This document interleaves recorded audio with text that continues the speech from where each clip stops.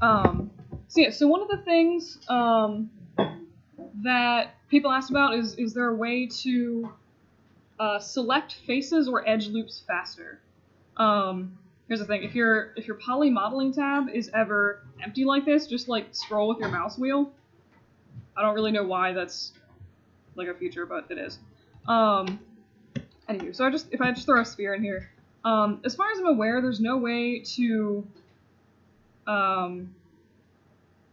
select faces or edges faster in terms of like different ways to click on it besides using the right mouse button and then sort of hovering over the option you want. So that's pretty much as fast as you can go there. But there are some like sort of shortcuts that you can use. Did I get you for attendance? What? Did I get you for attendance? Yeah. Okay. Sorry. Still terrible with names and faces. Alright. But yeah, so in terms of like actually selecting the edges that you want, there are kind of a few hotkeys that you can do. So if right now I'm in face select mode, if I wanted to, for some reason, turn off symmetry. If I wanted to select like all of the faces going around in this circle, I do not need to click on each one individually. That's just awful. What I can do is I'll just click on one, and then if I hold down shift and double click on the face next to it in the loop, it'll just select all of them at once.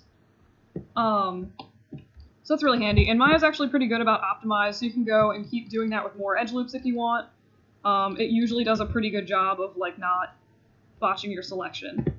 And you can do a similar thing. So if I wanted, say, this face to this face over here, again, I don't need to go through and click on each one.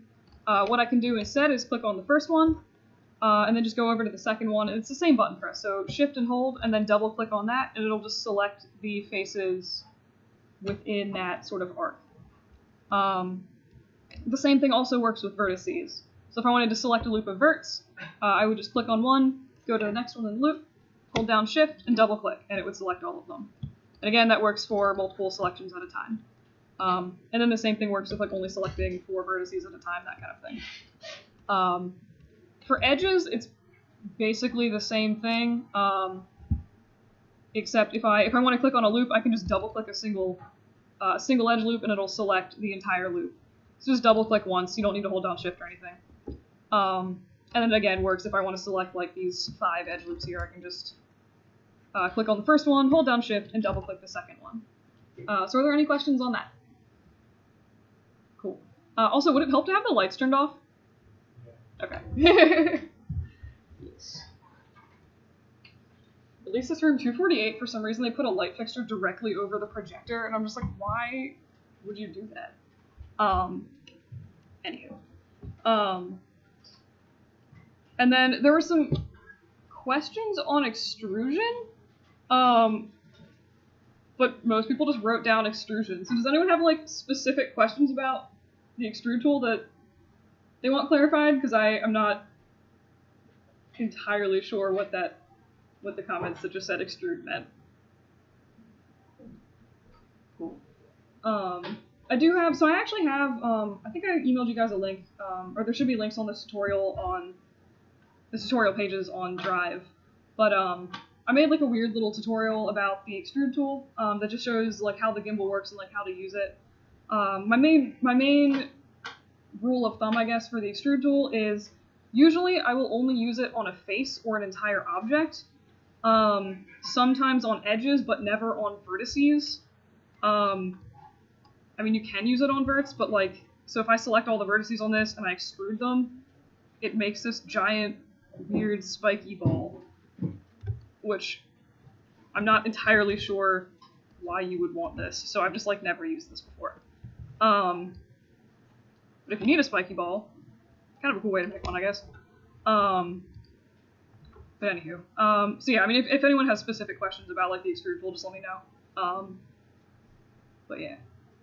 So while I'm here in Maya, are there any questions, like other questions about the stuff we've gone over in previous classes, like with poly modeling, before I go on to today's lessons? Yes? Can you make like curved angles with like edges and like Okay, oh, so like smoothing objects? Okay. So, like if you're making like a rounded, like, I don't know. Like a cube with rounded, like a dice or something like that. Sure, or just like, Okay. say you're making like, because I know on the extra credits it's like to make a ring, You can't use like that tool. So how would you like you can't use that poly model. That's just like the disc. Oh yeah. Oh. So like how would you make curved edges? Okay. So I guess in regards to rings specifically, I can show you like a basic band ring, and then if you have questions, just go from there. Yeah. Cool. So usually, like if I'm just gonna make a band ring, I could actually, if I wanted to, just start out with a polygon pipe. So if you go to Create Polygon Primitives, scroll down, you should find the option for pipe. And then okay. I can never make pipes right the first time, so I'm just gonna go into the channel box, into inputs, and then modify like the thickness, and there we go. Cool. So this is like kind of more ring shaped. So if I just hit the 3 key to smooth this, I mean this is like kind of not a terrible band ring on its own, to be perfectly honest. When I make rings for like 3D printing, this is actually pretty much the shape I'll start off with a lot of times. If you wanted to maybe do something more specific, like you didn't want this, the band to be so curved around the top, you wanted something with like a little bit more hard edges. So I would just go through and just insert some more edge loop tools. Basically, again, kind of the rule of 3 with holding edges. So you want one edge to define where your edge is kind of supposed to be, like one in the middle, basically. So in this case, I'll start with hardening this edge here. So this is like the original edge, the one that's kind of going to be the border of the ring. So I need one edge loop on either side to define how sharp that curve is. So if I go into Mesh Tools, Insert Edge Loop, and I can click. So Insert Edge Loop tool works only on quads. If you click on an edge, it'll insert a loop perpendicular to that edge. So I'll click on this edge here, and you can see it'll just give me like that little like dotted line telling me if I release my mouse button where the line's going to be. So if I wanted a really, really hard edge, I'd put the edge loop closer to the original edge that was there. So if I smooth that, you can see that it's already a harder edge than the bottom curve here. But I still need another loop below this edge to define how it stretches on the outside part of the ring. So I'm just going to hit G to repeat my last command, which is the Insert Edge Loop tool. And then I'll place another edge loop, and I'll put it really close to this edge here. So you can see now it's like a pretty aggressively hard line on the outside of this ring. But yeah. So then if you wanted like a sharper edge than this, but slightly softer, you can place the edge loops just a little bit farther away from the original edge. So again, G to repeat the Insert Edge Loop tool command. And this time I'll put it a little bit higher. So when I place this, you'll see that the corner will harden out, but it's still significantly softer than this, but harder than the original edge that was there. And then I would just throw like another loop in the bottom to hold that a little bit. And now it's a slightly more rounded edge. If this was going to be like a low poly model for a game or something like that, where you don't have the option to just press 3 and have your model be smoothed super nicely, so I'll just hit 1 to unsmooth it. I would want to smooth these edges probably with a bevel. So to do that, I would just select the edges that I wanted to bevel, and go to Edit Mesh, Bevel, or you can do Control B, whichever. And it'll add in this bevel. Once you have that there, you can, in this little pop-up that'll come up, you can edit the width of the bevel, and also how many segments it has. So the fewer segments, the harder the lines are going to be. The more segments you have, the smoother the curve is going to look. To be honest, these are basically the only options I ever use when I'm using bevel in my personal work. So, yeah. Did you only select the inside of the ring? How do I only select the inside? Yeah. Oh, okay. So, I just went into the edge selection mode, and I... Just like the edge. Yeah, so I just, I double-clicked, and then if you bevel it, it'll add the extra loops in. The one thing to bear in mind with the bevel tool, so like if I just have a random cube here and I bevel this edge, if I bevel this edge,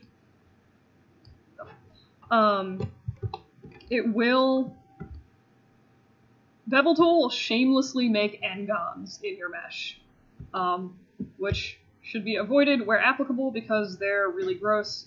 If I smooth this, you can see this little, the part where there's like the main offending n-gon bits is like really lumpy and it makes a very strange sort of hard edge there. So this is one of the reasons that n-gons are really gross.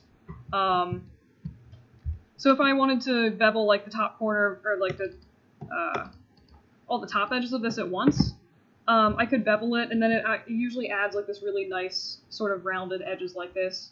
But once it's beveled, like if I tried to bevel this corner, it's not going to blend it well into this. It's just going to sort of add weird extra edge loops in. Like this is not super appealing. So if you're going to bevel something like this, just like try to get everything you need to bevel in one go, or else it's really hard to go back in and modify it. So yeah, does that answer your question? Sweet. How do you get rid of the add-on if you already made it? Okay. Like, without on the back, is there a way to fix it? Yeah, I mean, there's a few different ways to get rid of n-gons. It depends a little bit on the n-gon itself. So like if I'll just throw another random cube in here. I like my cubes. Alright, so I'm just gonna bevel this. I'm just gonna do like a demo of basically an iPhone charger. So if I bevel these edges here, I'm just gonna assume that I like this shape. You will notice that like this whole giant thing is a single horrible n-gon. So if I smooth this, like the edges look horrible. In this case, what I'd probably do to get rid of it is probably I would just select this face and extrude it. And then if you scale this face down, it'll drag like at least a nice row of quads down for a little while. So like I can go back in and insert edge loops in here freely. And then if I extrude this again, so I have another little face hanging out here, I'll just go and actually merge this whole face, or like all of the vertices in this face, to the center. So I'll have quads and tris. This isn't necessarily the most ideal topology for the end of this object, but it's 100 times, like if I smooth this, this looks miles better than this. So if it was just like a square object or something, or like the end of an object, like the end of a tube or a square, that's probably how I would get rid of it.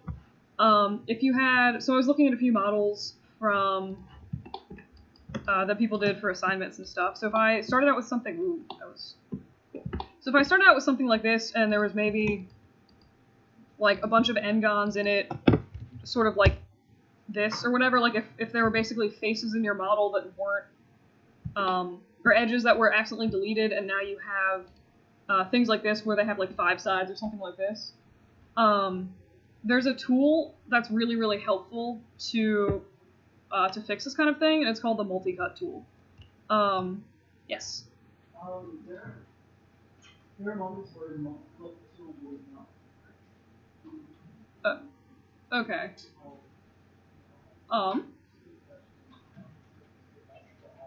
Yeah, I mean, if you every once in a while it like does behave a little oddly. Yeah. Right. I can look at that more specifically, like if you have issues, like if we finish early, I can take a look at that. Because like I said, every once in a while it does do some weird stuff, but like for the most part I've found it to be pretty reasonable. Alright, yeah, so there's a few different ways if you just have something like this where it's like a single edge loop or like a few edge loops that were deleted. You will notice, so like one way that I find n-gons in people's stuff, when I smooth the model, all these like nice grid lines that are like super square and perfect and nice, like once you get around an n-gon, they get like really wiggly and pointy, and they have like all these weird curvy bits to it. Again, that's one way that I'll like look at people's stuff and be like, n-gons!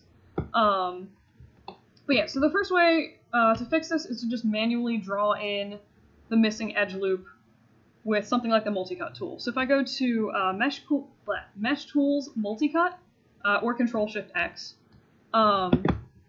basically what you want to do with this, it is significantly easier if your model is unsmooth. Like if you hit 1 before you do this, it's so much easier. It just, like the way the tool displays, it's like really confusing if it's on 3 for some reason to me.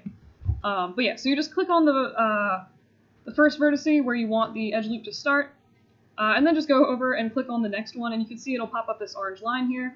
If I hit enter, it'll make that edge loop a reality. One thing you need to watch out for if you're doing the multicut tool, like if I click here, and then I like click over here, something like this, I can add that loop. Like the multicut tool does not care about quads or tris or n-gons. If you're not paying attention to what you're doing, you could add more n-gons to your object. To fix this, I would probably just grab these two vertices here. Since they're not connected, this face right here is an n-gon, it has 5 sides. So just grab these two verts, and then just go up to merge to center, and this is going to basically find the average point between those two vertices and attach them back together so they're at least now connected, and this is once more a quad. The merge to center tool? Yeah, it's like this little pizza guy up here. You can also, I believe, yeah, in edit mesh, you can do merge to center from there as well. Let's see how. So if you have, so like up here, I have a lot of polygons. I don't, maybe I'm too lazy to go in and like use my multicut tool to draw between them, which is silly because it's literally like one button click. But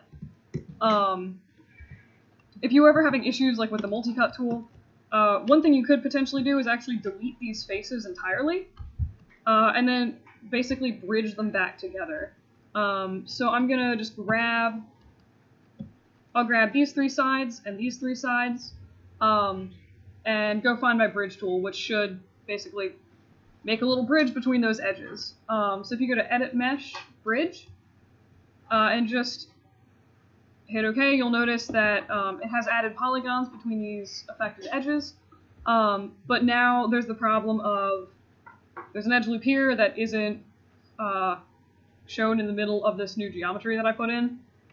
So one thing you can do to fix that is actually just add a single little division in that edge loop, and it'll add that geometry back in. So looking at this, when the model is unsmoothed, it looks fine, right? Like everything looks pretty connected. But if I grab this vertice, you'll notice that there's a hole in the model. It's not actually connected to this one.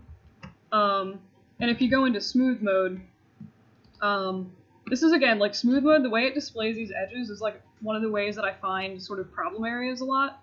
So you'll notice that everywhere the edge loops are all connected together appropriately, like over here where I didn't mess with them.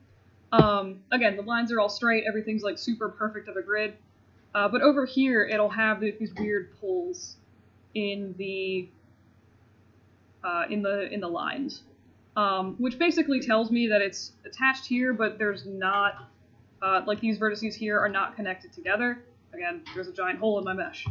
So what I'm going to do is just merge these together again. So if I marquee select these vertices here, it'll select both of them at once, and then I can go up to my merge to center button and just merge them. And you'll notice as soon as I do that, the grid goes back to being super straight, which tells me that it has been successful and this geometry is all attached together.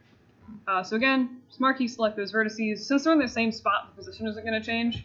And I'll just merge them to center, and then it'll fix the geometry. Oh, so marquee is just, you'll notice like if I click and drag with my mouse, it'll make like that sort of rectangular area. That's just a marquee drag, so it'll select anything within that like selection box, if that makes sense. Yeah, so it's like pretty much the same. Like if I ever say marquee select, it's literally just like I'm just gonna click on one spot and then just drag to another, and anything in that box is gonna get selected. So yeah, so any more questions about that? Cool. Mm-hmm.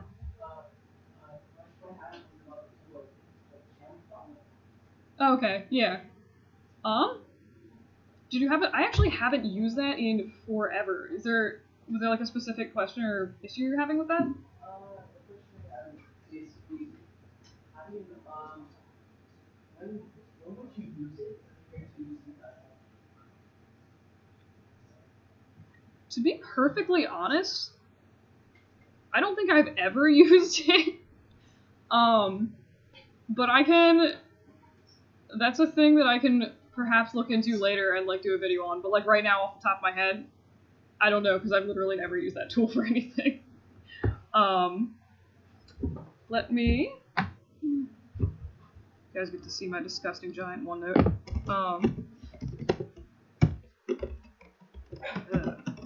I can't spell to save my life, like, at all. Alright, cool. So, any other questions? Yes? How do you, like, cut a hole with the So depending on the type of hole you're trying to make, a lot of times, like if I was trying to cut a hole in this, I could just grab these polys, or these faces here, and literally just press delete, and it'll delete them. If you had something like maybe this square, and you're trying to cut a little square hole in it, or something like that, usually what I would do is I'll just select the top and bottom faces, so I'm just doing like a super tiny marquee drag right over when the faces are over top each other, so it selects top and bottom face. And then I will just extrude those, using the extrude handle, I'll just scale them down ever so slightly, and again, just delete those faces. So if you look at the model now, it's sort of a square with like some weird holes in it. But this is like not a great model because it has no volume, like you can see into the inside of the model basically. So in this case, usually what I would do to fix that is just select the edges at the bottom hole and then the edges at the top hole, go to Edit Mesh, and then do a bridge on those, which should connect them ever so happily, so you now have a solid model where you can't see through it. I imagine, so like after this we're gonna do crits, and I usually end up like doing some random demos on like people's stuff. Holes usually come up again. But were there any other questions on that for now? Or did that kind of make sense? Cool. Alright, any other questions? Oh, this is all.